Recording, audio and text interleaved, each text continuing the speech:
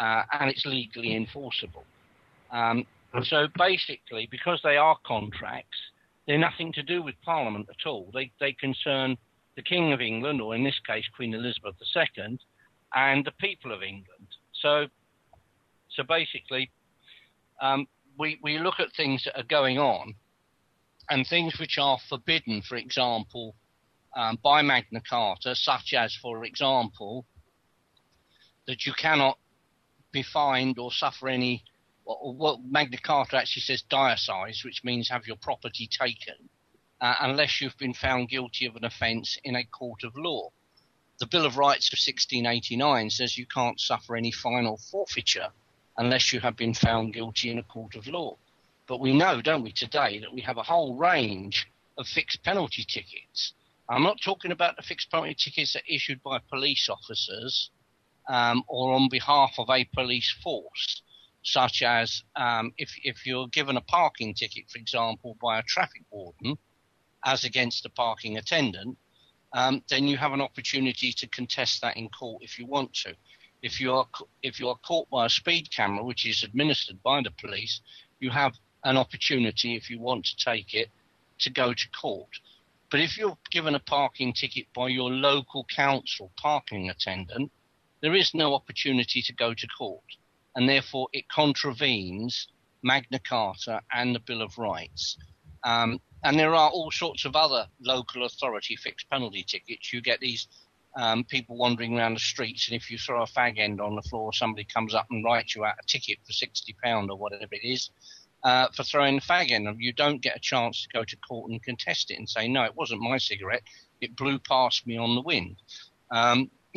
So, I mean, basically, those things are constitutionally illegal. And that is our problem, that government are doing what government have always done, and which was very well described by Sir Edward Coke when he's in 1628, he was Lord Chief Justice, he was Chief Justice of the King's Bench. And he said that Parliament, politicians, do not understand the common law or the constitutional law of this country, which is why they make bad law. That's not so much of a problem because the courts can overturn that bad law. The problem lies when the judges don't understand the common and constitutional law, so they don't overturn it. And when the House of Lords, law lords, don't understand the common and constitutional law, then we get stuck with bad law forever, because there's nobody then, because that is the final stopping point. That is then, there's nobody then to overturn the bad law. So we get stuck with it. But it doesn't make it any less bad law. Do you know what the ties are to the Bill of Rights Act, the Treason Act of 1702 and the Act of Settlement 1701? Do you know much about that? And because the Treason Act 1702 is about passed to enforce the line of succession to the English throne. And it was put there so you can't dethrone them. There's even the Royal Marriage Act and things like that, where it's all planned and all written out within law, who can marry who, how they have to do it. And within things like this, you can't even knock them off the throne as such, because they've written it down in their gobbledygook. Well, basically, it doesn't really matter what they've written down. The inheritance of the crown in this country is a double-edged sword. Firstly, it is hereditary. So if you look at Queen Elizabeth's bloodline, you can trace her bloodline right the way back to Anglo-Saxon kings. And so from that point of view, it is traditional that we take the eldest son, or in her case, the eldest daughter, of a king who's just died, and we make them the next king. However, they are also elected, because Alfred the Great, in fact, was elected to his post, and every king since has been elected to his post.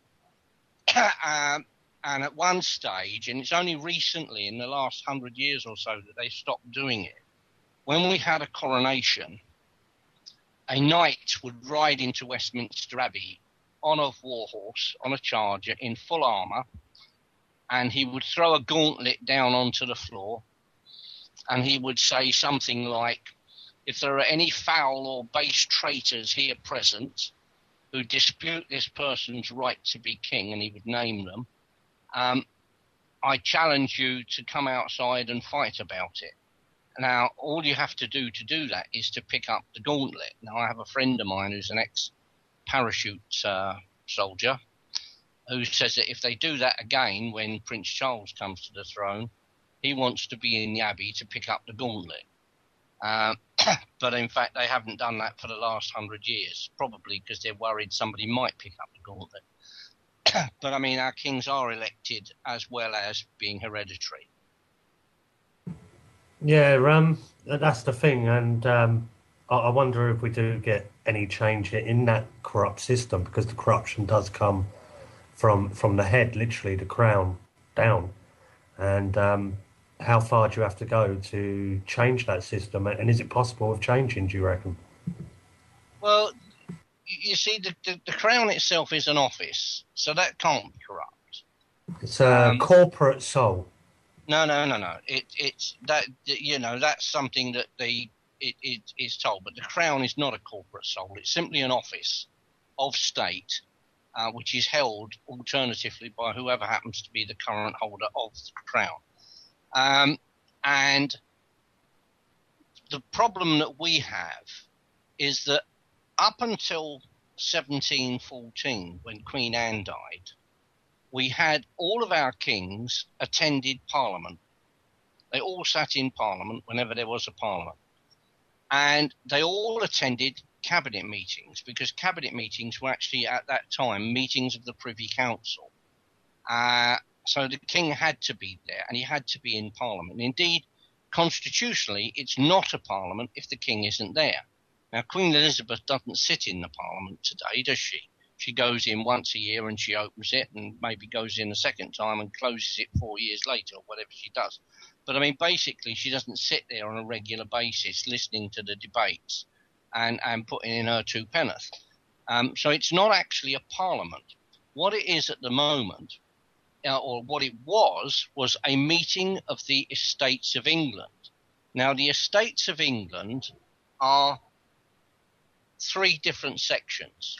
There is the Lords Spiritual, that's the bishops. The Lords Temporal, they would be the hereditary peerage. And the Commonalty of England, that would be the House of Commons. And they are the three estates of England. Now, the Lords Temporal are then subdivided yet again into the Lords Temporal as such, the hereditary peerage, and a number of life peers who happen to be senior judges who become the law lords in the House of Lords. And they sit there for life, but their titles are not inherited by their relatives. So that is the way Parliament is supposed to work. And unless the Queen is actually sat in there, it's not actually a Parliament. But this all went tits up in 1714 when Queen Anne died, because the next in line by blood descent to the throne of England was George I. Now, George I was living in Germany, he'd been born in Germany, brought up in Germany, and he spoke German very well and Latin just slightly and no English whatsoever. So when he arrived over here to take the crown, because he was the next in line, there was no point in him going to Parliament, because he wouldn't have understood a blind thing that was being said in there.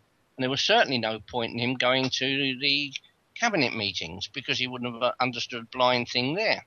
So he didn't. And the politicians got used to making decisions and doing things that they wanted to do without any check from above on them. And then what happened is that they would simply pass George I a piece of paper and say, sign here, and he'd just sign it, and he wouldn't have the faintest idea what the hell he was signing. His son, George II, did speak English, and wanted to attend Parliament and wanted to attend cabinet meetings, but was told by the politicians that you can't. Your father didn't. It's not a thing that the kings of England do. They don't attend parliaments and cabinet meetings. So he was locked out, and he spent the rest of his life complaining bitterly that his ministers were kings in his kingdom. So he wasn't very happy. Now, George III, Farmer George, Mad George, who actually wasn't too mad, spent a 20-year running fight with the House of Commons as to where sovereignty lay, because the House of Commons in those days said exactly what the House of Commons say today, that because they are the elected house, our sovereignty, when we elect them into Parliament, transfers directly from us to your Member of Parliament, and therefore Parliament is sovereign. The House of Commons is sovereign. But that, in fact, is not the case. And George III had, as I say, a 20-year running battle with the House of Commons over this. There was a vote taken on it, and George III won the vote, so that sovereignty very definitely lay with the King, i.e. with Queen Elizabeth today, because nobody's ever changed that vote. So sovereignty lies with Queen Elizabeth. The problem lies with the fact that Queen Elizabeth doesn't know that. And we know she doesn't know that for the simple reason that when Edward VII had died and George V came to the throne, he was met by a government minister who told him that he keeps all of his prerogatives, but he can't use any of them unless he has the backing of a government minister. Well, now that's a nonsense, because that is, in fact, to usurp the royal prerogative, and that's an act of high treason under the 1351 Treason Act. But he didn't know any better, because he was never due to be king. He had an older brother who was due to be king, but his older brother died of pneumonia shortly beforehand. So he just lost his brother recently. He just lost his father. So he wasn't thinking too straight. He accepted what he was told without any argument. So every other king since then has been brought up to believe that they have the prerogatives, but they can't use them unless they have the backing of a government minister. Now,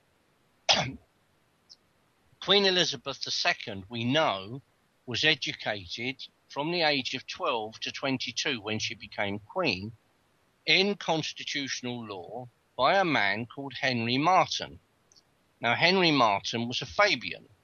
Now, we know that Fabians want to destroy all that's good in this country, so there's no way that Henry Marten was going to tell the Queen that you are the Queen, you can do basically what you like, you can stop anything you don't like from happening in the country.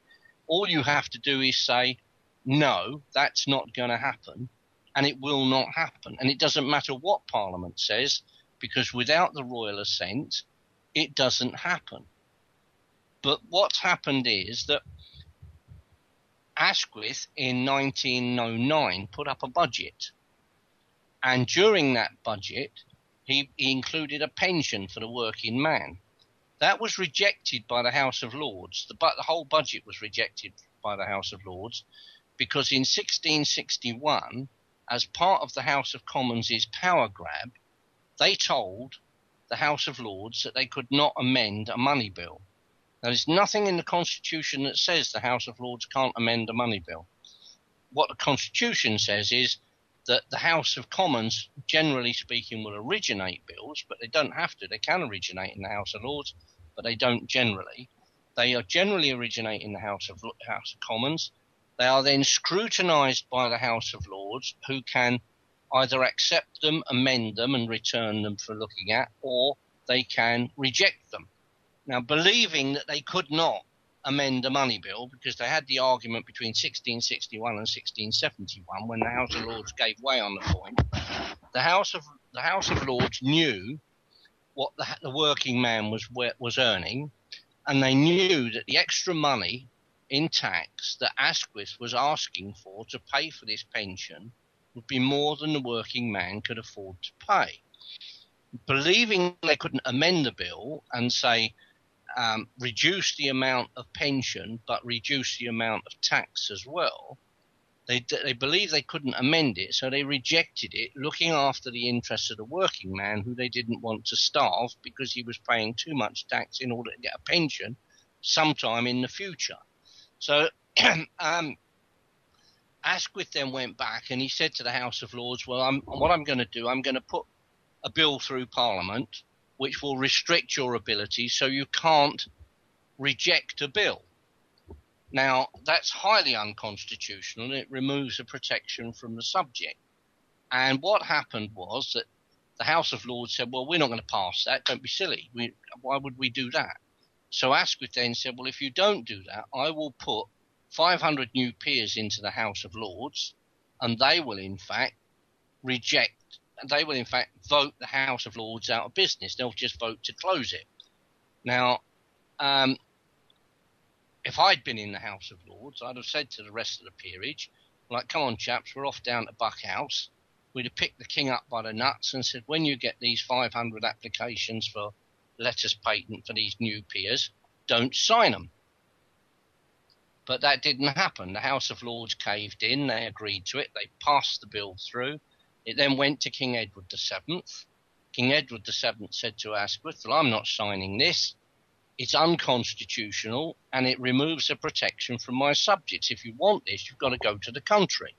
So Asquith then went forced by the king to have an election, which actually shows the sort of authority that the kings of England actually have.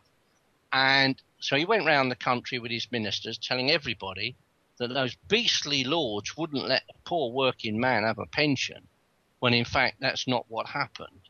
And the lords, well, they never argue in public. They don't go round at public hustings, do they, and start saying, well, you know, this is our policy and this is whatever. They didn't. They felt that they could not, traditionally they felt they could not go around and say, well, actually, you know, it's a vast stretching of the truth. It's not that we didn't want you to have a pension. It's just that the amount of extra tax you would have had to pay would have crippled you for your everyday living. So basically, Asquith was then re-elected. He put his bill through, but King Edward VII was still not happy.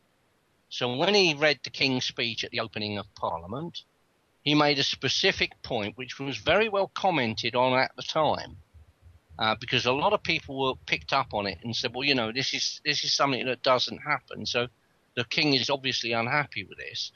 But he made the point that the only reason that he was putting this bill through was on the strong advice of his ministers.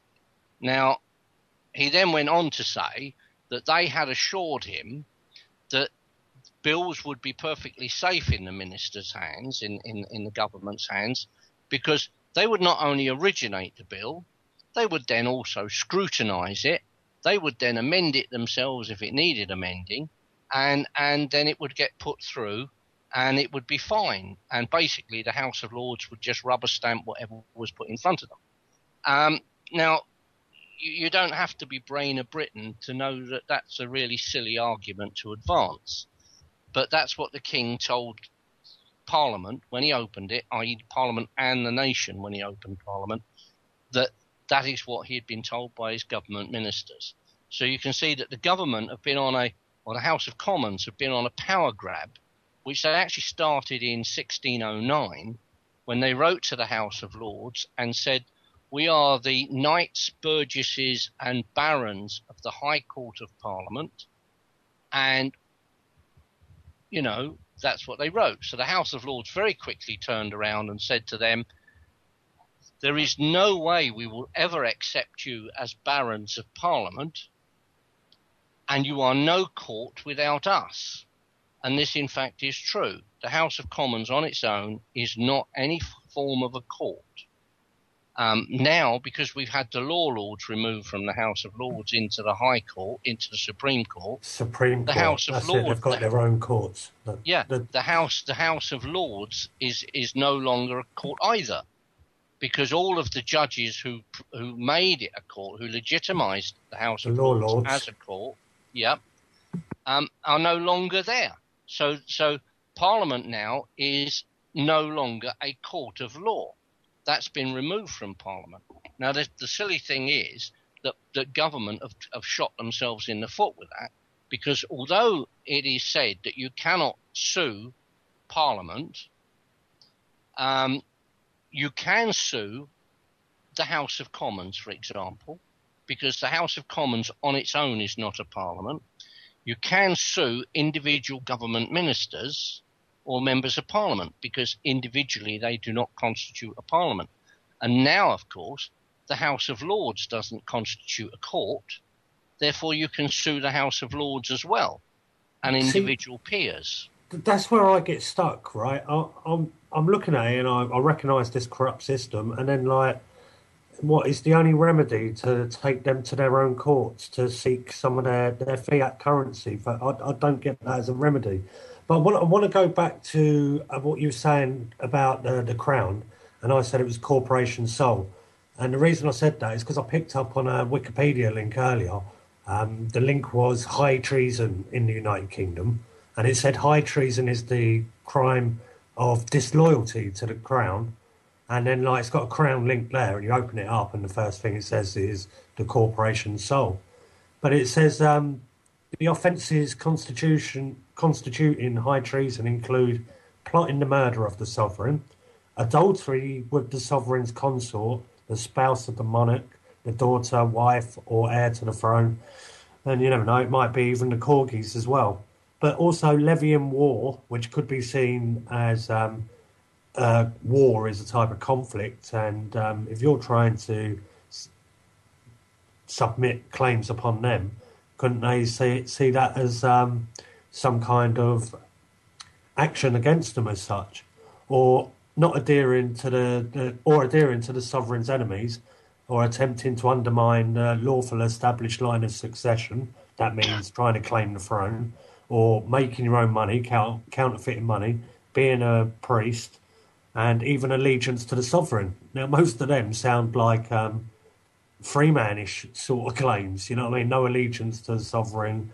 Some of them claim to be like reverends and priests and make their own promissory notes, and some even claim to be next in line to the throne.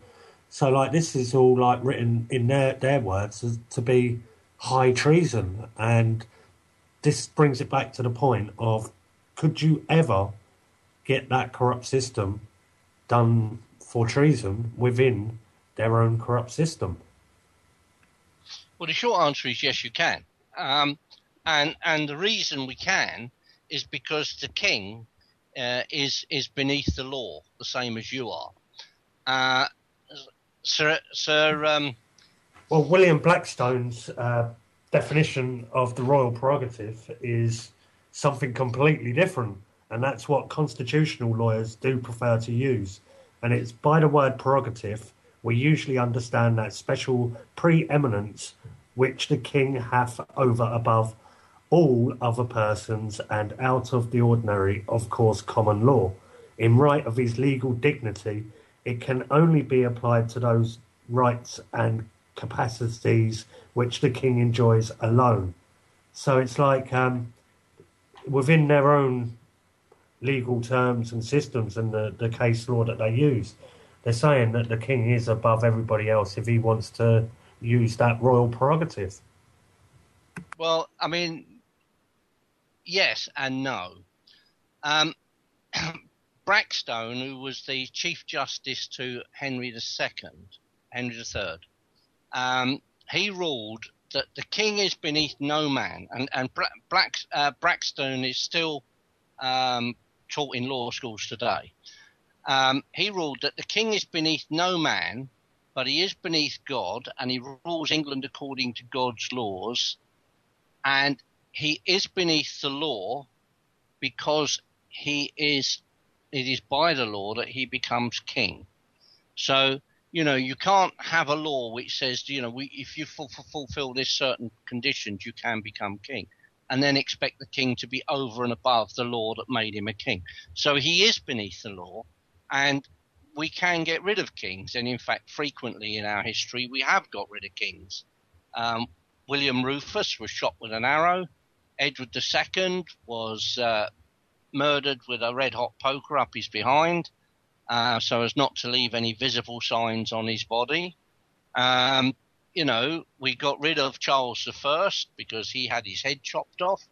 We got rid of James II. He was forced to flee the country. So we have in the past got rid of kings, and we've done that quite successfully. So the kings are not above the law. Now, the thing with the Treason Acts is that it doesn't just apply to the person of the king. It also applies to the state. Now, if you take England as a nation state, and I talk about England rather than the United Kingdom or the British Isles, because we do not have a British constitution. We have an English constitution and we have a Scottish constitution. Now, the English constitution applies in England and Wales. The Scottish constitution applies in Scotland, but not in England, which is why they have a different legal system and everything else. Now, basically, treason is also against the nation state. And when you talk about making war on Her Majesty's subjects within the realm, I have actually just written off. We've just had some terrorists, haven't we, who were arrested in Birmingham, who've just been found guilty and sentenced to terms of imprisonment. And I wrote, in fact, to the anti-terrorist police in Birmingham, and I pointed out to them that the anti-terrorism laws are designed specifically for people who do not have an allegiance to this country. They are not British subjects. They come here specifically to plant bombs and blow people up. That's what the anti-terrorism law is for. If you have an allegiance to this country, which all of these terrorists actually do hold British passports, then the correct charge to charge them with is making war on Her Majesty's subjects within the realm, which is an act of high treason. That's what they should be charged with. And I pointed out to the police in Birmingham that they, by not charging them with that offence, they are in fact perverting the course of justice by charging them with the less serious offence. Now, I was told that I would be getting contacted back. I did get a letter saying this had been passed to the complaints department as a genuine complaint, and that I would be hearing from them within 10 days. I haven't heard yet, and it's a couple of months now. So, but I mean, basically, making war on the state is also treason. And if you do something, which is what Edward Heath did, which is where you sign a treaty with another country, where you know up front that by signing that treaty you are surrendering the sovereignty of this country to a foreign power, then that in fact constitutes an act of high treason against the sovereign, because you can't surrender the sovereign's right to be sovereign, and that's what he did, as indeed did John Major at Maastricht. You cannot in fact surrender the right to the country to be governed by a foreign power, because we as ordinary everyday English men and women, we have the right to govern ourselves, and we have an absolute obligation to govern ourselves. So when we actually report these crimes to the police, which we do, I've got a little group going now, and we report these crimes to the police, and so far we have had 10 police forces, county forces, have recorded the crimes of treason against John Major, Douglas Hurd and Francis Maud over the Maastricht Treaty, and they have forwarded them to London to the Metropolitan Police to be investigated as being a police force with more resources to investigate these major and very serious crimes, and also because they're geographically better placed to deal with it because it deals with Parliament. The other thing... Let's just take for a moment, you could actually get the whole of government, every department or whatever departments you wanted to, into court for treason. What would you like to see as the outcome for it? I would personally, and this is not me being vindictive or bloody or anything else, I would like to see that we prosecute 50 or 60 government ministers over the last 40 years for treason, and that when they are convicted of their treason and found guilty, then I think that we need to hang them. And I do this not through any bloody-mindedness or because I'm a particularly bloodthirsty person. I'm not. But I do it because I believe that we need to send a message out to people in this country, in politics and in big business, that if you betray this country, then you betray it at the expense of your own life. And that way, I believe, if we hang 50 or 60 people now, then in fact, for the next 500 years, there's not going to be any treason in this country whatsoever. Could that not be seen as treason to overthrow a government? No. How can it be seen as treason? They will be arrested under the law on evidence provided to the police and found by the police. They will be placed before one of Her Majesty's courts with a jury, and they will be found guilty by that jury on the evidence presented to the jury. That is the normal system of government that we use here. That is how we do it. At the end of the day, the only section of government which really counts is the jury, because the jury has the right to determine not only whether, Harry actually stabbed Brian through the heart and killed him, because Harry may well say, yes, I did that. You don't need to prove it. He admits it. And then in any case, there's all the forensic evidence which substantiates it. His fingerprints and all over the knife, blood all over his clothing. So there's all the forensic, everything else. But the jury have the right to decide whether or not, in this particular instance, what he did constituted a crime. And the jury have the right to nullify a law. Now, I could give you an example of this with a jury in action where they did nullify a law in my own personal case. I mean, I was driving home from the police station one night at 2:30 in the morning, and I saw a lady slumped in a shop doorway with a bottle on her lap, and my first reaction was drunk again. But I got 200 yards down the road, and I went back, because I thought, well, no, she looked ill. When I got back, she had 2 tablet bottles on her lap, one of which was completely empty. The bottle was a milk bottle that looked as though it was full of water, but I wasn't going to sample it to find out. And basically, I looked at her and I said to her, "Are you okay, darling?" And she looked at me but didn't say anything. So I said, "Oh, are you all right, my love?" And she still looked at me but didn't say anything. So I opened up my civilian coat, where I had a police uniform underneath, and I said, "Look, I'm a police officer, darling. Are you all right?" And she said to me, "I've just set fire to my husband." And I said to her, "Oh, really? And why did you do that?" And she said, "He beat me and he kicked me and he won't do that again." And I said to her, "Where is your husband now?" And she gave me the address, which was in the road 10 feet away from where I was standing. And so I looked at her and I thought, well, obviously she's crackers. She's suicidal, obviously, so she's crackers. And just then, 2 fire engines went whipping past me down this road. And when I walked to the corner, sure enough, the house in question had 60 feet of flame coming out the roof. So it went to court, and the 14 police officers gave evidence against her. The fire brigade and the Metropolitan Police forensic people gave evidence against her. And she stood in the dock and admitted it. And I was giving my evidence, and the barrister said to me, he said, "You didn't arrest my client." And I said, "No, I didn't." And he said, "But she'd admitted to you that she'd set fire to her husband." And I said to her, "Yes, he did, but at the time I had no evidence to substantiate that. And they told me at the training school, people will admit to things they haven't done, and you shouldn't just accept their word for it. You need other evidence besides that." And he said to me, "But she told you she'd set fire to her husband." And I said, "Yes." And he kept coming back to this, she'd set fire to her husband. So I said to him, I said, "Listen, this is neither the time nor the place to start teaching you the law. But it is not necessarily an offence to set fire to your husband. If you genuinely believe that your life is at risk, and if you genuinely believe that the only way of preserving your own life is to set fire to your husband whilst he's in bed asleep, then in fact that is not necessarily a criminal offence, And it's precisely the reason we have juries to work that one out.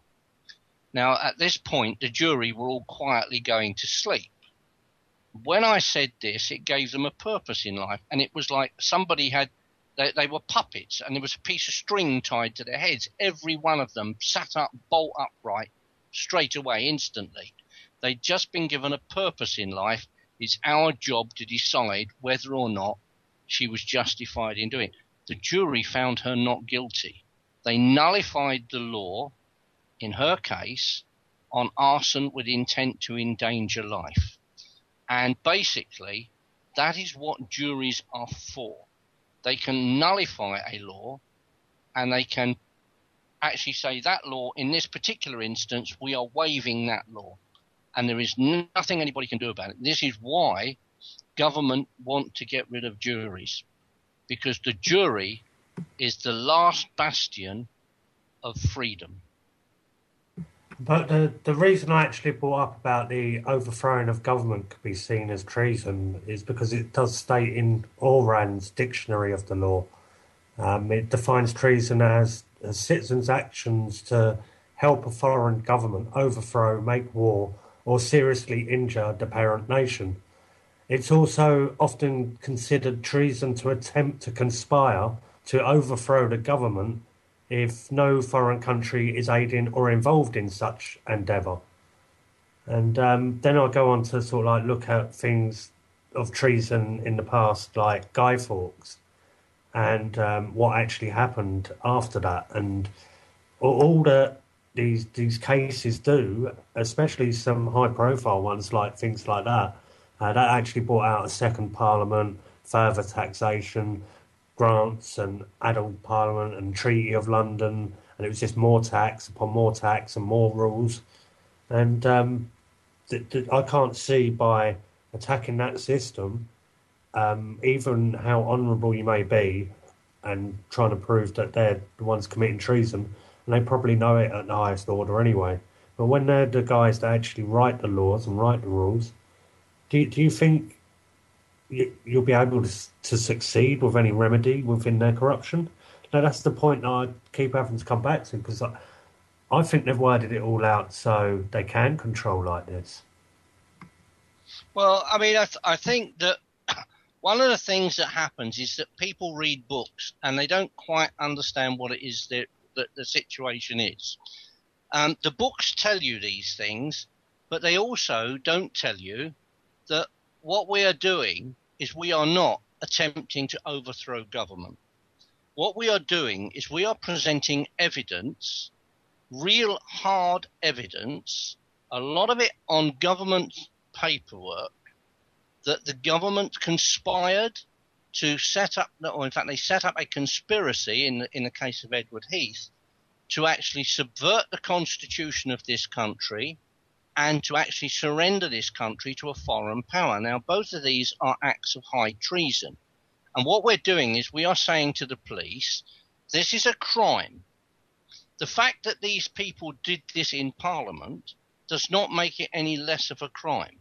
And when you get members of Parliament breaking the law, as they did, for example, with the expenses, and they were stealing all of our money, their claim was that we couldn't arrest them for stealing our money because they stole it within the confines of the Palace of Westminster, and therefore they have an immunity from prosecution.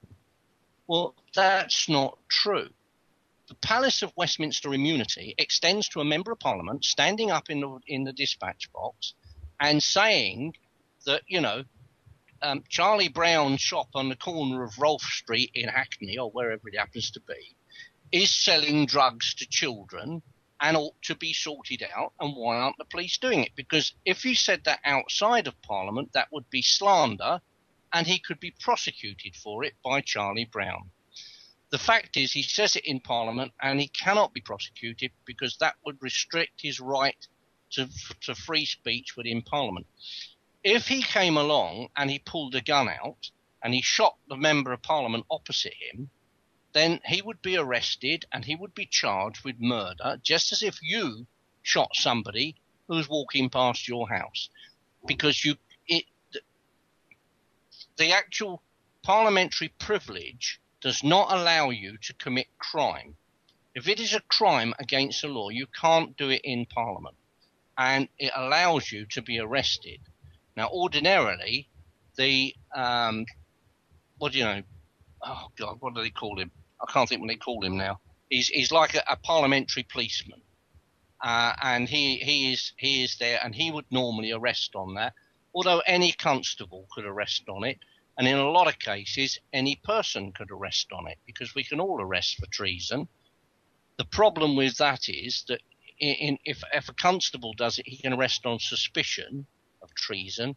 You have absolutely got to have 100% cast iron case that treason has occurred by this person, and you have to have all of the evidence. Otherwise, you get sued for wrongful arrest and all the rest of it. And what we're doing is we are saying to the police force, here is the evidence of a crime which was committed within the confines of the Palace of Westminster. Yeah? Now, the police came back and they said, well, you know, we can't deal with this because it actually is covered by the 1795 Treason Act, which is an act which gives a 3-year time limit on prosecutions for treason. To which we reply, yes, it does, except A, it's unreasonable, B, it's bad law, and C, it's voided by the common law in any case. But also, the treason was actually not complete until they signed the treaty.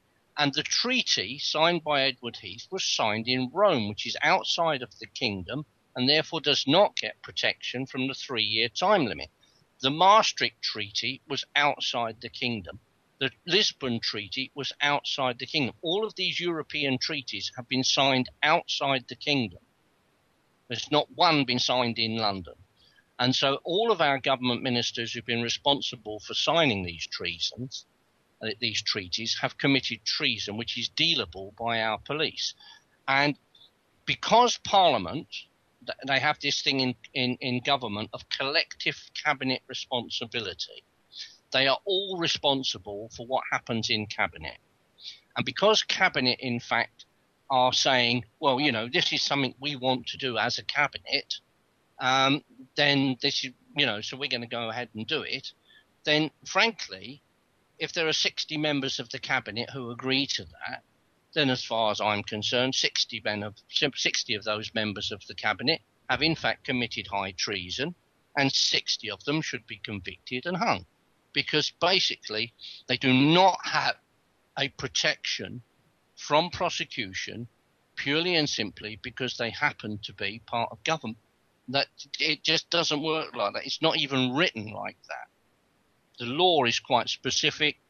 You are not covered by the criminal, by protection against the criminal law, if in fact you are committing that crime within the Palace of Westminster, or even at the dispatch box.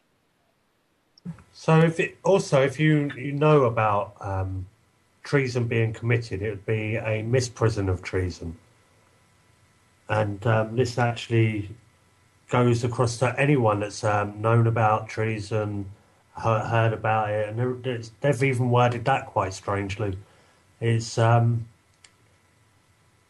misprision of treason is committed by someone who knows a treason is being committed or about to, and doesn't report it to the proper authority. Pemberton LCJ said in R versus Walcott, for a man to hear of treason accidentally or occasionally and conceal it is but misprision. But if a man will be at consult where treason is hatched and then will then conceal it is guilty of treason wherein. So if you know about treason and then you hold it to yourself, you could be committing treason yourself.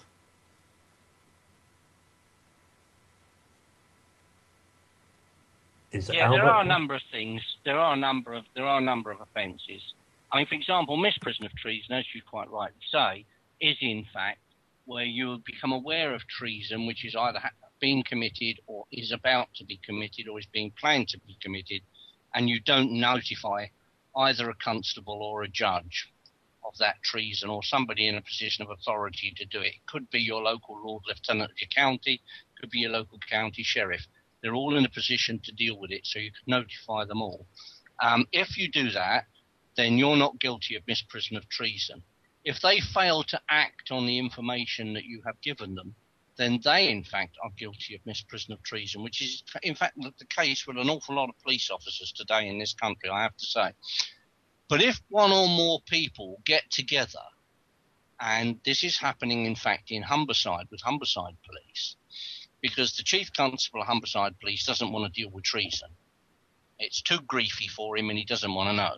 So he has involved his police force's legal department. So now we've got the Chief Constable, we've got a sergeant in Humberside who's working for the Chief Constable's assistant, and we have a whole legal department who are trying to avoid dealing with treason. And individually, each of those people is guilty of misprision of treason. But collectively, they are guilty of compounding treason. And if you are guilty of compounding treason or misprision of treason, the penalty laid down by law for that is life imprisonment. That's the penalty laid down by law and has been since the dawn of time. It's life imprisonment. So basically there are various treasons, but you see, you can't individually take a quote out of a book and say, well, this is exactly what it says.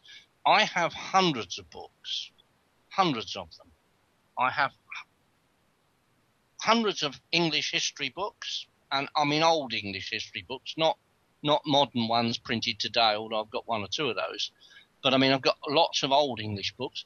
I also have lots of old English constitutional law books, going back to the earliest ones which deal with Elizabethan law. So basically, and I read through all of these books all of the time, and I do a tremendous amount of research. And when people come up, particularly the free men in the land people, and they talk about things, they are looking at one aspect of it, and only one aspect of it. I mean, I mentioned to you earlier on about the Treaty of Verona, where King John surrendered England to the Pope because he'd been excommunicated by the Pope because he refused the Pope's choice of Archbishop. As it happened, Archbishop Langton, Stephen Langton, was in fact a very patriotic Englishman, a very good Englishman, and he was actually an excellent choice for us to have as an Archbishop. But he was appointed by the Pope. John didn't want him. John argued about it. The Pope excommunicated him. So John then went to Verona, where he grovelled in front of the Pope and signed the Treaty of Verona, where he surrendered England to the Pope. This was later confirmed when Archbishop Pandolf, the papal legate, came to England, and John met him at Dover, and he actually resurrendered England to the Pope and took an oath to Archbishop Pandolf of loyalty to the Pope and all the rest of it. But you see, the Treaty of Verona, which a lot of free men quote and say, of course, England belongs to the Pope because King John signed this Treaty of Verona and all the rest of it. It doesn't belong to the Pope. It has never belonged to the Pope. And the reason it has never belonged to the Pope is because John broke the law when he actually did it. And his son Edward Henry III, as soon as he became king on John's death at 9 years of age, but as soon as he was old enough to rule in his own right, he actually wrote to the Pope and told him that he, Henry, answered in directly to God for all things ecclesiastical and to the people of England for all things to do with England, and that he wasn't paying the 1,000 marks a year that his father had agreed to pay, which had been paid up until he became of age. But then in 1366, the then Pope wrote to Edward III and asked Edward III to pay him the back money since Henry III stopped paying it, which was about 160,000 marks, which was a lot of money. Edward didn't know anything about this, so he spoke to the bishops and to the barons.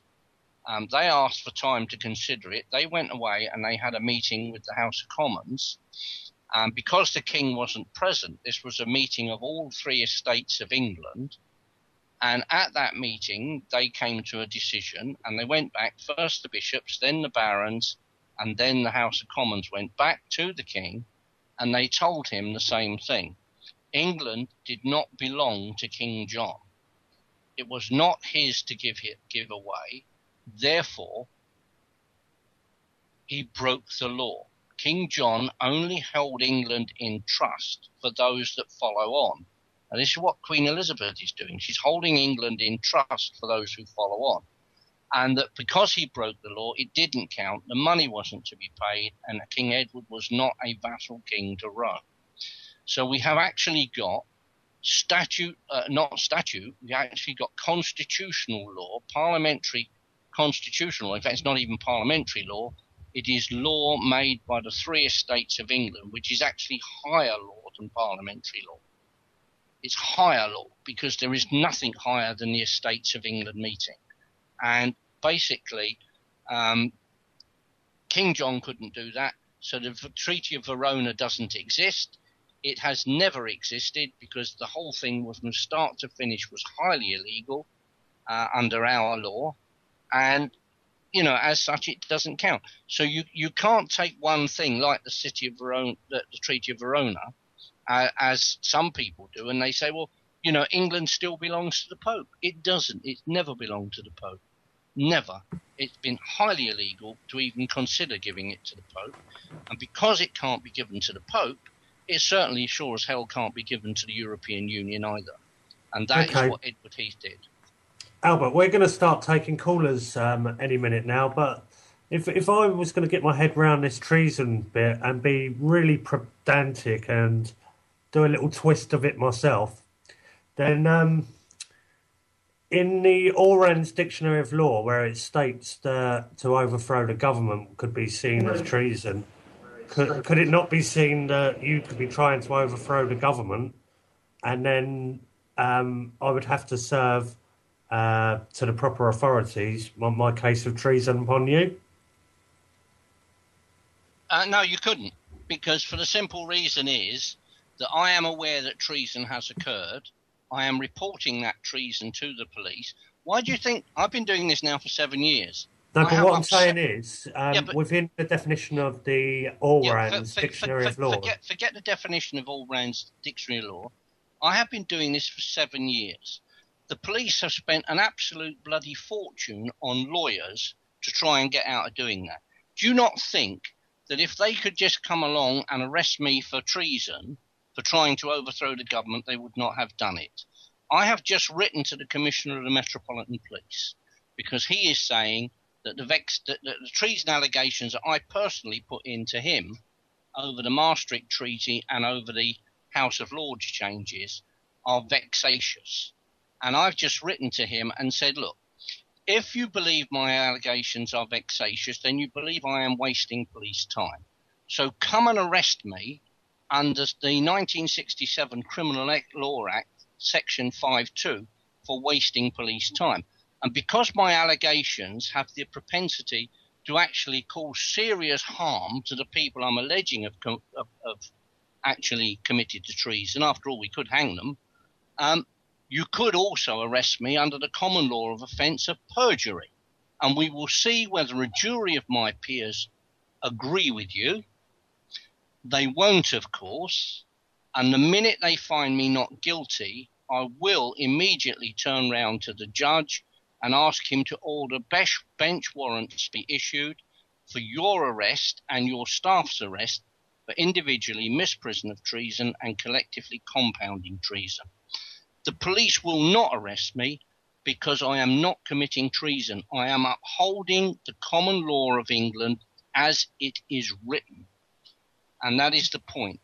I'm not breaking the law. I'm not like Roger Hayes trying to arrest a judge, which is illegal. But I am, in fact, upholding the law exactly in the way that it's written. I was going to ask you what you make of that Birkenhead thing and the free man on the land thing, but we'll go back to that in a second. But we've got a caller with us at the moment who's got a question. Okay. Hello, James. Hello. Hello, Dom. Hello, mate. So what's your question? Do I know you? No, you don't. Oh, then brilliant. I found out about you on YouTube saying that you can get court cases dropped against you if there's no victim. And I was wondering if you could just tell me more about that, kind of what to do when I go to court, because my friend's I've been raided for having possession and intent to supply, and they're investigating me for the intent to supply. And my friend's just been raided and he got possession, and he's got to go back to court, I think, on 12th or 13th this month. And I've got to go back to the station on 20th to find out what the further actions. Well, in these situations, it's always procedure, and that's what the police have got to do. That's the only thing. And this is why a lot of people look into the free man on the land stuff, and they think that they've found some kind of silver bullet, when it's no further from the truth. Every case is held on its own merits. But it's all about wordplay and how to deal with that, and how you want to play the game, and what you're actually gambling with. These are the merits that you've got to look at within a case. Like, if it's a car offence, you're looking at gambling with your car, and it's a game of ownership, and DVLA will take that car away from you, and if you don't pay up their fines, they can put you in at Her Majesty's pleasure. And that's how that game works, and that's why it doesn't really work too well for me, because I don't claim ownership of anything. I try not to claim anything, and he who makes the claim is liable, so all the claims they make, they have to prove before you. And then it all depends on what you've said at the police station when they say, what is your name, and how you deal with every interaction down there. I said, like, no comment to all their questions, and they didn't ask for my name because they already knew my name when they come to raid me. So they didn't require my name, because I've heard all the stuff where you say, if they don't require your name, proof I'm liable to have such a thing as a name, but they're like, you're Lawrence, and that's it, Can I come in here, Dom? Can I come in here? Right. If I arrest somebody and I take them back to the police station and I explain to the sergeant why I've arrested them, and he agrees it's a good arrest, so he authorises the detention, and I then have to do a taped interview. So presumably you were taped interviewed, either on a sound tape or a video. Yeah. And the first thing that you do, having sat down and switched on the tape, and you've done the caution and all the rest of it, is the policeman will say to you, for the benefit of the tape, can you tell us your name? Are you saying that didn't happen? I can't remember. I don't think it did. Well, it did at some point they will do this, and like there would have been forms for you to sign. Yeah, I didn't sign any forms. I didn't accept any paperwork. What, even they've got a little electric pen that they use nowadays in police stations? Yeah, I see that there. They didn't. They just gave me a piece of paper, said unable to sign. Right. So basically, you were arrested for what? Possession with intent to supply. Possession of what? Cannabis. Cannabis, right. Okay, so it's an illegal substance, yeah? So basically you're arrested for possession of cannabis. They will take that off of you. That should then go back and be analysed to prove that it is cannabis, and you've not just done up a couple of cannabis leaves and dried them off. So once they've done that, they're in possession. You will probably, in all probability, if it's just for your own personal use, i.e. you haven't got £0.5 of it in your back pocket. No, I see. Well, it won't, but the thing is, they took my phone, and my phone's got messages of drug dealing on it. Yeah. Yeah, well, that's the problem with phones, isn't it? But I mean, basically, if they're going to do you for dealing, then in fact you've got a problem, because they won't arrest you and charge you and put you before a court unless they have more than sufficient evidence to prove the case. And if you're going to court, it means that the police have submitted a case file to the Crown Prosecution Service. Crown Prosecution Service lawyers have looked at that, and they have decided that there is sufficient evidence there to almost guarantee a conviction in a court of law. by and large, if the evidence says, look, it's 50-50, you might get convicted, you might not, the CPS, generally speaking, won't prosecute. They like a minimum of 75% and above before they will prosecute, because they like to not waste the court's time and money, because if they lose the case, then obviously somebody has to pay for it, and that's the government. If you lose it, you have to pay. So basically, they will go for the cases which are most cost effective for them. So, I mean, basically, if you're dealing cannabis, they've got the evidence, they're going to take it to court. I would imagine the chances are you will be found guilty, because they won't take it to court unless they have more than sufficient evidence. And I'm also on a suspended sentence as well, so there's nothing really I can do, is there? Well, that, of course, doesn't help you at all, does it? Because, I mean, that shows you that you've ignored the court ruling from the last time. And so the court will come down, and what they will do, they will sentence you for this one, and then they'll apply the sentence that was suspended for the last one, in all probability. And what they will do... that's not good.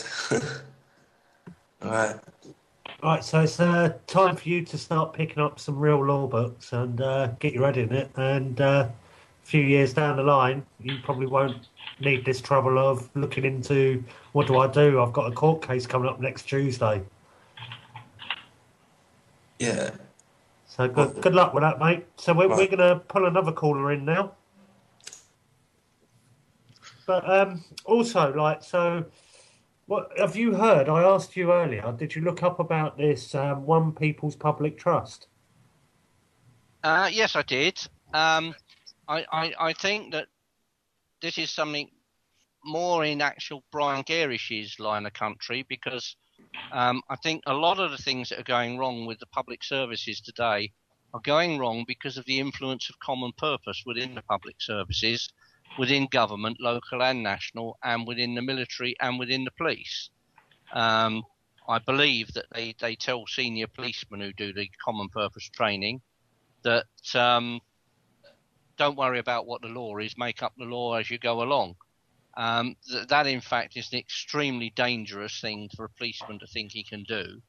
And in fact, if policemen start making up their own laws, which when one looks at what's going on YouTube today, you can see that a lot of them think they are actually doing that, I would think, because they're certainly dealing with things in a way that I don't understand as being legal.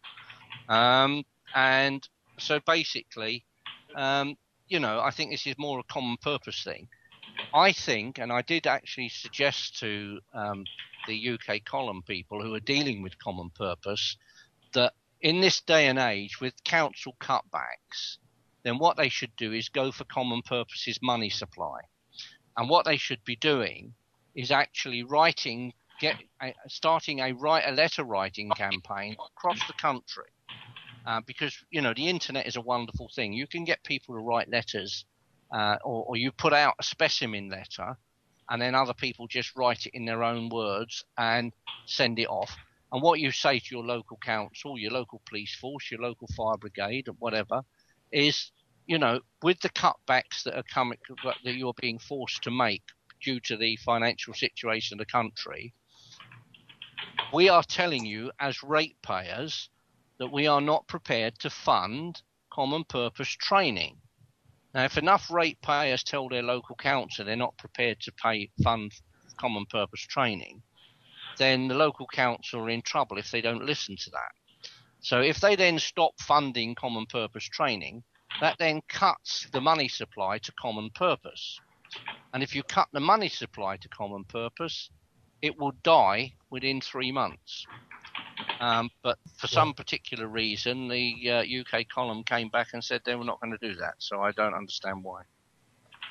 Maybe it's a good idea, because when you start doing letters and then getting loads of other people to copy your letter style, then it's only if it fails and you're getting other people to copy it, then you're getting people to copy a failed process, and maybe it's a wise idea. Anyway, we've got another caller come in. Badger, hello. Hello, mate. Hello. Can you hear me? Yep, loud and clear. What's your question? Who's it to? Well, it's to Albert. I mean, You're talking, it seems, with one hand backing the other hand, because you're asking the police to do their duty. They wear the Queen's badge. The courts are the Queen's courts. The treason is done in the Queen's name by the Queen's government. And it seems to me like, you're sort of avoiding the Queen in this issue altogether, like you're defending her without her having a say, as if she is the one who is responsible for the treason, or would be treasoned against. But the Queen, as you stated, is only a caretaker. So who is actually doing the treason? Now the Pope is gone. We've got a bit of a problem because all the law is based on papal law, whether it was recognised or not, whether it was lawful. And all law is based on the Bible. And the Queen advocates all of this. So I wondered, are you ignoring that? Everything is actually done in the name of the Queen. And the reason you can't get answers when you're going up and doing what you're doing, well, it has to end up with her at the top of the, it's always the boss that's responsible. Well, So I would agree with you. The buck stops here, at Buckingham Palace.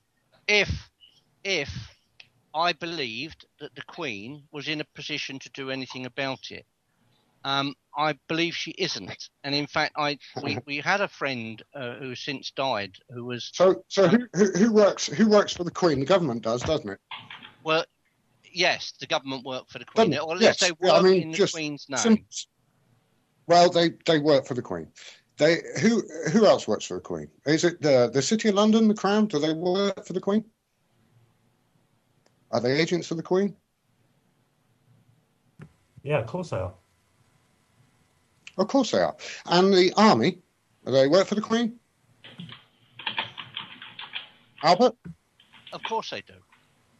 Yes, they do. Right. So you've got a government, a police, an army, the people running the banking, all the fraud. Absolutely everybody works for the Queen, and you're telling me she has no power? That's exactly what I'm telling you. I know what she's got. I know what she's got. That's exactly what I'm telling you. What I'm telling you. Well, it's incredulous, Albert. It's incredulous. No. Well, what I'm telling you is, and we can actually prove it. We've actually got the evidence to substantiate it. That since 1609, since 1609, the House of Commons has been on a power grab. They have been on a power grab. They are virtually in a position where they will have destroyed the House of Lords in the very near future. And they've virtually destroyed it now. They've certainly stopped it working in a way that our forefathers set it up to work. They have so restricted the powers of the king. If you actually talk to a politician, the Queen's Council, when you take any course up, the Queen's Council is the most powerful council in the country. It is the royal court that is the top court of this country. They are direct. They don't even answer to government. Yeah, you're telling me that if there was treason committed, she would not take action. I'm sorry. She can and she would. But they're doing her bidding. No, you see, the point is that Parliament, if you ask any politician, will tell you that the 1689... They're irrelevant. No, hold on. If you're not going to let me answer the question, right? Well, you can't answer it without in Parliament because they're not even irrelevant. Well, obviously you're not going to listen, are you? But I mean, Parliament... Well, you can't... No, if you let me finish... Please, gentlemen, one at a time. I want the listeners to be able to hear both of you. And when you both speak together, it clips at the server and they can hear nothing. So, one at a time. Sorry, I'm a bit... Thank you, Badger. Right. Parliament will... All politicians will tell you that the 1689 Bill of Rights transferred sovereignty from the Queen or from the King to the House of Commons. That's what they will tell you. That is a lie. The Bill of Rights of 1689 did no such thing. It doesn't say that anywhere in the Bill of Rights. But the fact of the matter is that since 1689, every one of our kings has been told that the Bill of Rights transferred the authority away from them to the House of Commons. So they... And you believe that? I know it. It is provable. It is provable. Yes, of course it's provable, but it isn't actable. It's provable that you're not a person, but you can't prove it to a policeman, can you? Of course I can prove I'm a person to a policeman. If you're talking Freeman rubbish, and I mean Freeman rubbish, then I'm talking of the law like you. Well, there is never been a successful Freeman action in history, as far as I know. I agree. It's not valid. Yeah, I agree. No, it's not. It's not. And, but basically, the reason being is every time you go to court, they change the rules. So if one is successful, the next one is not, and they change the tables.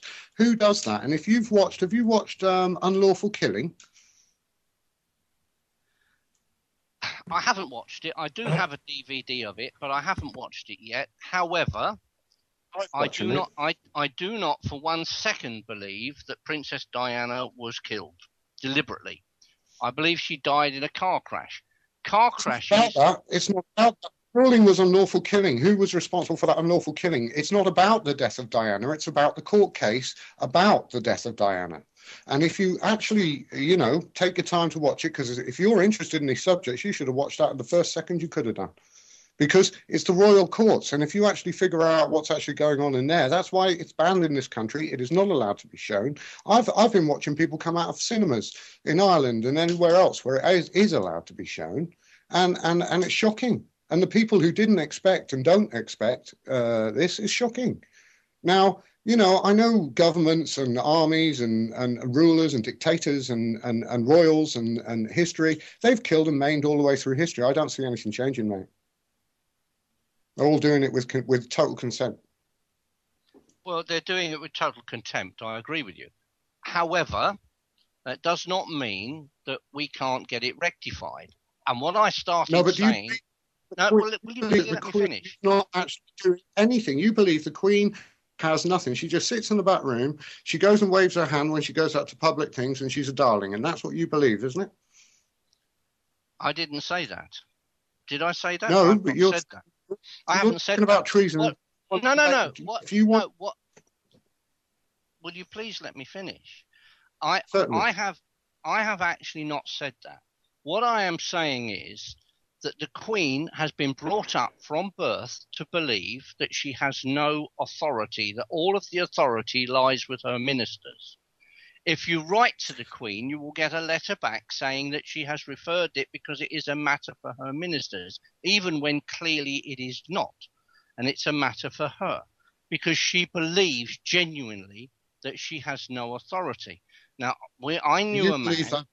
It's very naive, I think. If you believe that, I mean, it's clear in law, these guys are the Queen's Council and all that are way above the ruling of people in Parliament. There's nothing they could do about it. And your Secret Service, who do they work for? Who's in the middle of that? It's the Crown. You believe the Queen thinks that she doesn't have power. Well, that's your assumption. And I can't believe that. It's too much evidence to counter that. There's tons of evidence to counter that. How can you make that enormous assumption in your work? I just don't understand. I do respect your work, Albert. Badger. I think a lot of it is very good. Badger. And the thing is, there's much I'd like to agree with there, because the way I see it is within these treason acts and everything, it just seems to be worded so it weighs in their balance. But we're going to have to move on to the next caller, Badger, because we've got a few callers all lined up to come in and want to get them in so everyone can have a fair say. I'm sure lots to say. Also, you were saying about the Freemanisms and things like that. And I think the Freemanism is a label that hasn't helped anyone that wants to look for remedies in this corrupt corporate system. And it is a corrupt corporate system. And this person that is legally defined as a corporation that is, as you say, like Freeman twaddle, but this is how it's written out and how they do control people. They have controlled people to think that they are a name and tie this name to their whole life in commerce. And for myself, the only remedy I can see away from that system of corruption is to not use it. And how many people in this day and age can survive free from that system without using their name day by day? Anyway, we've got another caller in. Who is it? Introduce yourself and what is your question? Hello, no name really. I was just hearing about the treason and all the other interesting things, and I was wondering about. I've been reading a lot about Maxim's law, and they seem. What I've kind of read, it seems to say that the older the law you can find, that's considered to be right, especially if it's like a custom or customary custom, because customs are higher than law. Could you give any on that? What is your question? The older the reading, the more powerful standing it has. Yeah. Do you want to try and answer that? Because for me, I think all of their fiction is all spells and witchcraft, and it's how you use it. I'm thinking I'll answer that. Custom is a law which has been in use since times of greatest antiquity, with the approval of the people who use the law. That is the people of this country. Because it is custom, it has become the custom and practice of England to use that as our law. And because it is the custom and practice of England, and much older, in fact, than Parliament itself, then, in fact, it cannot be repealed. So, basically, any law which is older than 1190, which is when King Richard I came to the throne, was considered to be custom and practice by Sir Edward Coke, who was the Chief Justice in 1628. So that's about 430 years. Now, my argument would be that any law over 430 years old is, in fact, the custom and practice of this country. It is beyond repeal, because it is the custom and practice of England to use that law. Now, our laws, to be more precise, the laws put together by our forefathers were, in fact, very, very good law. They are excellent law. And as a general rule of thumb, the older the law, the better it is. And I'll give you a little example of this. If you are a boy racer and you are hammering around the town in your souped up Volkswagen Golf with your really expensive hi-fi unit and all the rest of it in it, the police will deal with you today under the Road Traffic Act of 1998 or whatever the latest one is. I've not kept up with road traffic. I'm not a traffic policeman. But they will deal with you under that, which means they will give you a fixed penalty ticket, probably an endorsable one for riding carelessly or recklessly or dangerously or something like that. That is considered by the boy racer to be a sort of a medal, and they wave that out the window as they go down the road. Hey, look what I got, chaps. This is wonderful. However, if you deal with them under Section 28, I think it is, of the 1847 Town Police Clauses Act, that allows, it's what's known as the preserved power of arrest, because it allows a constable or any person to arrest without warrant any person who is driving or riding furiously to the danger or annoyance of the public. Now, that describes boy racers down to a T, doesn't it? Yeah. Having arrested them, they are taken to a police station where they are detained until such time as they can be placed before a magistrate. Now, this is no longer a medal to be waved out of your window, is it? You've been arrested, you've been taken away from your posh toy, and you've been banged in a police van, and you're banged up in a cell, and if you get nicked on a Friday on a bank holiday, then you go to court on Tuesday. So from Friday night till Tuesday, you are banged up in a police cell. That's much more effective a method of dealing with the problem of boy racers than actually to actually give them a fixed penalty ticket, where they are detained until such time as they can be placed. Excuse me, Brian, if you just come in, mute your microphone for us, please, and wait for Dom to bring you in. Please continue, gentlemen. No worries. Okay, Albert, I was when I was saying about the more further back you go, the law is more strong. I was thinking more about before that you got the laws that we've got now. I'm thinking more going back in like paganism. Isn't that the actual true traditions and customs of this country? I don't believe. Not anymore. No, because our law basically came into being with Alfred the Great when he went round about 886, I think it was. He went around all of the old kingdoms that made up his kingdom, and he looked at all of the laws and customs that they had, and he wrote down the best laws and customs in a book of law, which he called the Dome. He then showed this Dome to the Witan, which was his advisors, and he said to them, "Is this good law?" And they agreed it was, and it was then promulgated around the whole of Alfred's kingdom, and by the time of his grandson, across the whole of England.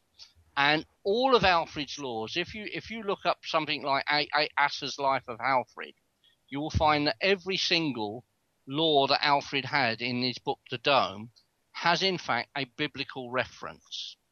And that's what I'm trying to say. I'm trying to say that there's things before the Bible that is law. The Bible's quite a relatively new religion. So if you was going to look at it, that's why I said paganism should be over the Bible, because that is an older way of life. It's an older custom. That's my argument with what I've read in Maxims, which states that the older the law, it has more precedence. Yeah, but you see, when Alfred went round the old kingdoms and he looked at the old laws and customs of the old kingdoms, He did basically what they're doing today, though, isn't it? It's like if you don't follow what we do, we're going to kill you, and now you follow this law. Well, no, it's not actually, because what he did, he looked at the old laws and customs, some of which would have been originally pagan laws, but which also were good law in their own right, and which fitted in with the Bible's teachings. So you know, I mean, you can have a law which is old and pagan, but which is good. There's nothing to say that pagan law is bad law, other than the fact that the Druids, in fact, used to go in for human sacrifice. But I mean, basically, people need to live together. They need to have a set of rules to live together. Hang on a minute. Doesn't the current governments at the moment do human sacrifice en masse?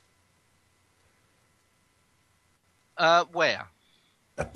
Try Iraq, Palestine. You know what I mean? This governments that actually make a lot of money out of wars and genocide and taking over bits of land and things like that. I don't think they're the sort of people I'd want to trust. Who says I trust government? I do not trust government. I want to arrest government, throw the whole lot into jail. I mean, basically, I don't. I mean, Tony Blair took us to war on a lie. Now, he lied to Parliament, he lied to the country, and he took us to war on a lie. Right, that might be so. You know what I mean? They might actually be treasonous, and that's correct. But when you're saying that you want to take down the whole of the government, that could be seen as treason as well. That's the whole point. It's the game is rigged. We keep getting told we've got next caller.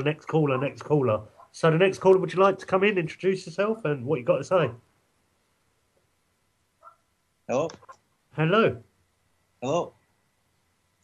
I can hear. Yep, I can hear you loud and clear, mate. I've got a question for Albert. It's about Scottish independence.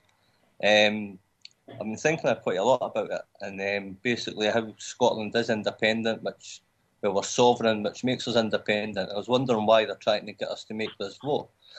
And what came to mind was maybe that they're trying to get us to vote for what I think they maybe get us to vote for independence, so that they can take away our sovereignty and rewrite the Constitution. Well, I don't know a lot about the Scottish Constitution. In fact, I've been trying to get somebody in Scotland to actually study the Scottish Constitution as I've studied the English Constitution and do what I'm doing in Scotland, because I'm sure that it can be done. I also believe quite definitely that independence for Scotland is not a good idea for Scotland, and it's not a good idea for England.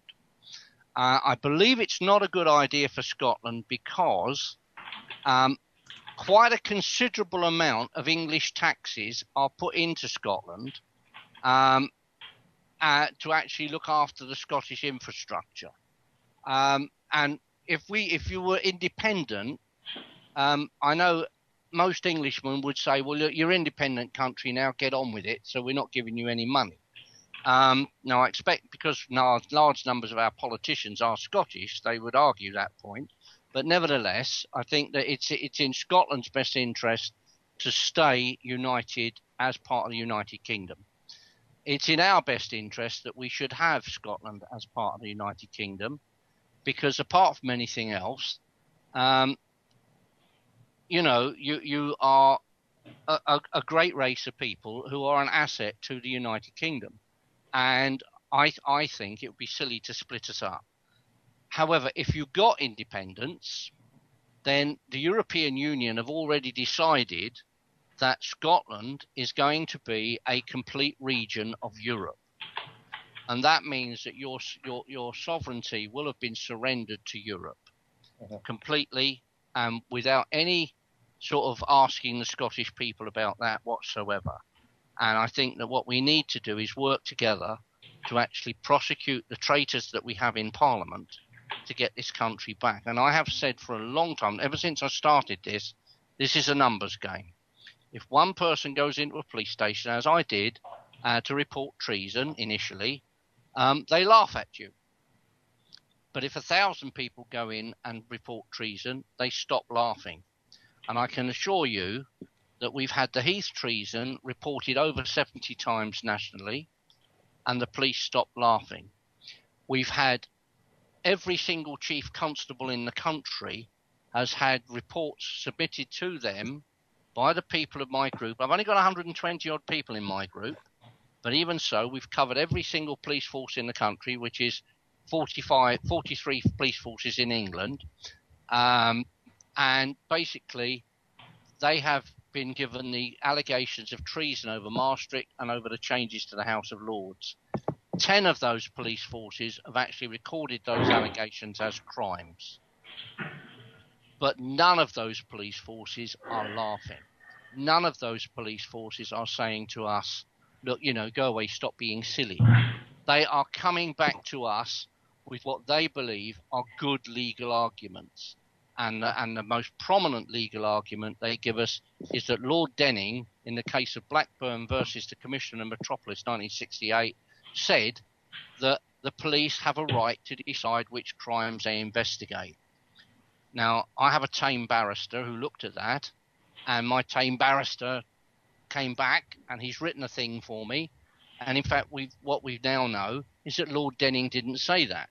What Lord Denning actually said was the police chief officer of police has a right to decide how he uses his resources. He then went on to say, but if he decided that he would not investigate as a matter of policy any thefts of a value of less than £100, the courts would overturn that. Lord Salmon, the other judge one of the other judges in the case, said that if the chief officer of police decided not to prosecute housebreakers, then every housebreaker in the country could apply for an order of mandamus against the police to make them investigate housebreaking, and the courts would award the order of mandamus. Lord Davis, he said that the proposition eloquently advanced by the police's barrister was both bald and startling, and if the courts agreed that the police had a right to decide which crimes they dealt with and which ones they didn't, would place the police above the law. And there is no way that any court in this country would allow that. So basically, they're coming up with arguments, but we are able to refute those arguments on sound legal argument. And what we're doing is they're saying to us, well, this court case says this, and we're saying, no, it doesn't. It doesn't say that at all. This is what it actually says. Now get out and do the bloody job you're paid for. So basically, no. I mean, I don't know. Well, we've got another caller. I don't know if we've got any more after this caller, so we'll get the last question in. Would you like to introduce yourself?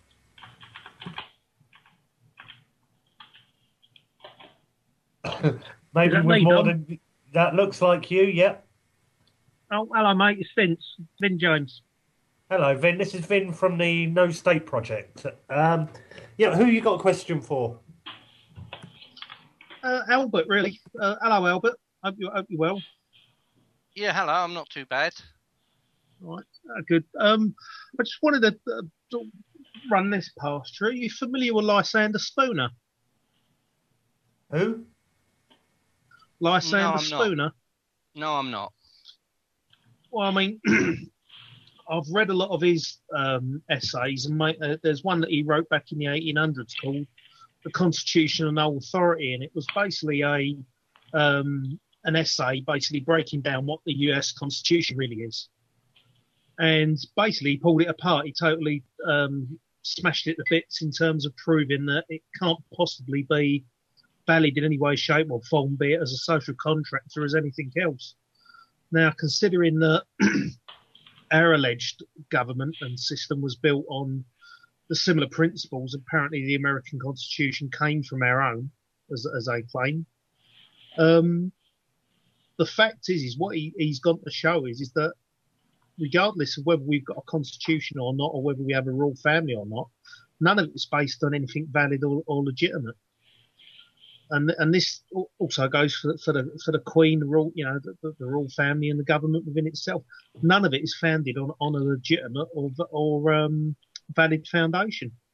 In other words, we don't have a valid government. We don't have a valid monarchy. We never did have. So when I was here listening to you earlier talking about, this can be fixed, I can't see how that can be the case, because none of this is none of what the government does is based on anything valid to begin with. Nobody voluntarily supports the government. We're forced to support it. That invalidates it there and then, just on that premise alone. Well, can I come in? Yeah, go on, mate. Well, I've not read Lysander Spooner, but from what you've just told me, I would disagree strongly with what he's saying. Our constitution in this country, and as you say, the Americans have adopted it, largely because they were English people who went out there and fell out with the British government at the time. And it wasn't King George III, actually, they fell out with, because it wasn't anything to do with King George III, because it was done by his parliament and not necessarily with his agreement. But I mean, basically, I would suggest that Lysander Spooner has an agenda all of his own here, because our constitution was made as a direct result of trial and error. Various kings did things that we didn't like as people. We didn't like them. And so we would go to war against the king, and we would force the king into doing what we wanted. This is why we have Magna Carta. This is why we have the Bill of Rights. It's why we put through the Petition of Right of 1628 and the Grand Remonstrance of 1641. That's why we took off the king's head in 1649. Because we have rights which are inherent to this country, which are peculiar to this country, in that we have absolute freedom to go where we like, say what we like, do what we like, as long as it doesn't impact adversely on somebody else. For example, you can't do what you like just by taking a cricket bat and smashing somebody's head in. So basically, as long as we're not harming anybody else, we can go where we like, say what we like, do what we like. That's not the case in a lot of countries. In this country, you are innocent unless the authorities can prove you guilty. In mainland Europe, you are guilty unless you can prove yourself innocent. An entirely different kettle of fish. And our law is really, really good. And it came about, as I say, through trial and error. It is very, very good law. It is designed to protect not the state, but the ordinary man and woman in the street, because it is considered that our rights and our freedoms are more important than the freedom of the state. If you're in France, for example, and the French government decide that you're an embarrassment and that the state would be better off without you, they can shoot you in the head and that nothing will happen about it, because that is what their law allows them to do. Over here, if you get shot in the head, then we have inquiries and we have prosecutions and we have God knows what else. You're going to tell me Jean-Charles de Menezes, and I agree with you, that was a clear case of murder which has been covered up by the state. But you have to understand that our politicians today are virtually, to a man, criminals. They are virtually, to a man and a woman, not working in the best interests of the people of this country. They are working in their own best interest with their offshore bank accounts and all the rest of it that they're gradually accruing stuff. Every time one of our politicians signs a European contract, Edward Heath, for example, signed the Treaty of Rome and was paid £60,000 in 1973. £60,000 in 1973 was an awful lot of money. Tony Blair, we are told by people who follow these things, when he signed the first half of the European Constitution, was paid from the Credit Suisse Bank to a bank in Belize, through a bank in Belize, 175 million euros, with another 175 million euros to follow when he signed the final constitution. Now, he didn't sign that. He'd gone by then. And the Lisbon Treaty was basically the other half of the constitution. And that was signed by Gordon Brown. So presumably he got the money. But, you know, I mean, basically our politicians are corrupt. And we need to get rid of them. And in order to get rid of them, we have to use the law. Well, if I may, I mean, that doesn't mean that the Constitution means anything. The Constitution obviously doesn't give us any power over them, or equally any power of them over us. I mean, if I can just read this out to you a minute. This is from Lysander Spooner's The Constitution of No Authority, No Treason, it's called. The Constitution has no inherent authority or obligation. It has no authority or obligation at all unless there's a contract between man and man. It does not even so much as even purport to be a contract between persons now existing. It purports at most to only be a contract between persons living 80 years ago. That's back when it was written in the late 1800s. And it can supposed to have been only a contract between persons living 18 years ago, have been a contract then only between persons who had already come to years of discretion so as to be competent to make reasonable and obligatory contracts. Furthermore, we know historically that only a small portion of even the people then existing were even consulted on the subject or asked or permitted to express either their consent or dissent in any formal manner. Those persons, if any, who did give their consent formally are all dead now. Most of them have been dead for 40, 50, 60 or 70 years, and the Constitution, so far as it was their contract, died with them. Can't the same thing apply to our Constitution as well? You claim whenever the Constitution was written in 1215, how can a piece of paper that was signed by a single man who called himself a king be applicable to anybody alive in this day and age? Albert, the thing is, this is one thing that keeps worrying me is like the parliaments are the ones that make the laws and pass the laws, and they get out people that work for the Crown to enforce these statutes and acts, and then they've got royal prerogative in case anybody does want to come at them at the highest level.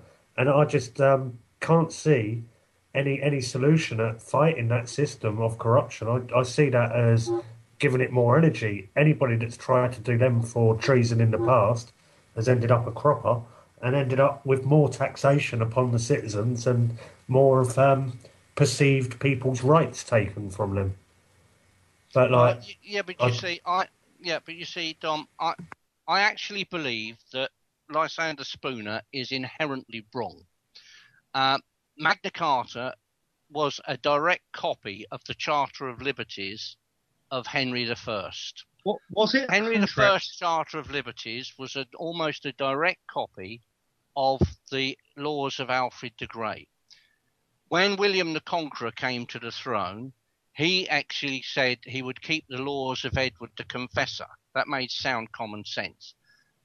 When he died, his son Rufus took the throne. He was a bad king.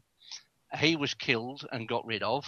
When Henry I came to the throne, he wanted to rule by divine right. He was told by the barons that he couldn't do that because the country was governed by law. He then issued his Charter of Liberties, which was a direct steal of Alfred's law. That was then used as the basis for Magna Carta 1215, which was simply a reissue of of Alfred's Law. And we can trace Alfred's Law right the way up in this country until 1972, when he signed us up to Europe in 73. And basically that's when the law started to go tits up. And it's gone tits up because of European law that's being imposed. It was nothing to do with English constitutional law, which we can trace directly back to Alfred the Great in virtually every respect. And the point is, all them people are dead now. Who cares what they thought about the Constitution? Who cares now in this day and age what they thought the Constitution should or shouldn't be, or what law should and shouldn't be? They're all dead. Right. Any last words from you, Albert? Because this is literally time up. We've gone over time, and we've got capitalised letters coming from Bob's backyard saying time. So right. Let me say this. Right. We have a constitution. We have law. We are a country that is ruled by law. When government break the law, it is our job as citizens or subjects of this country to actually make sure that the law is upheld. We need to do that, and the only way we can do that is by virtue of numbers. And what I want people to do is to report treason, not by the hundreds, but by the thousands, by the 100,000s. Okay, so on that point, if you're trying to overthrow the government and that's defined in their law books as treason, should we submit treason upon you? No, you shouldn't, because I'm not committing treason. I'm not trying to overthrow the government. What I am trying to do is uphold the law of this country the way it is written. Now, you can consider that to be overthrowing the government. I'm not. I'm not attempting to overthrow government. What I'm saying is that since 1911 with the Parliament Act, we have not had a legitimate parliament. There is no legitimate government anyway. Would you like to give your website out as a last thing for people to carry on looking this sort of stuff up on your channel? Yes, it's www.acasefortreason.org.uk, and we are starting another group called the English Constitution Group, which will also have its own website. But that's in the process of being built at the moment, and it's not being built by me, so I'm not entirely sure what the web address for that is. But if you Google English Constitution Group, it should come up. Okay, well, I'm going to have to hand over to the Darkcity crew. They're going to carry on straight after this. Hopefully on Wednesday night we've got Mark Stevens coming on with us. And I'd like to thank Albert, all the other people that have phoned in. It's been a brilliant night, and hope you tune in soon. Take care. Bye-bye.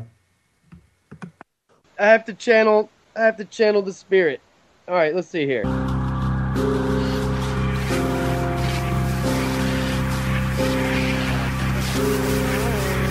This is not our radio.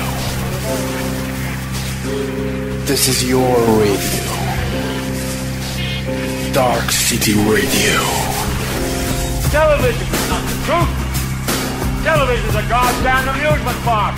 Television is a circus, a carnival, a traveling troupe of acrobats, storytellers, dancers, singers, jugglers, sideshow freaks, lion tamers, and football players. We're in the boredom-killing business.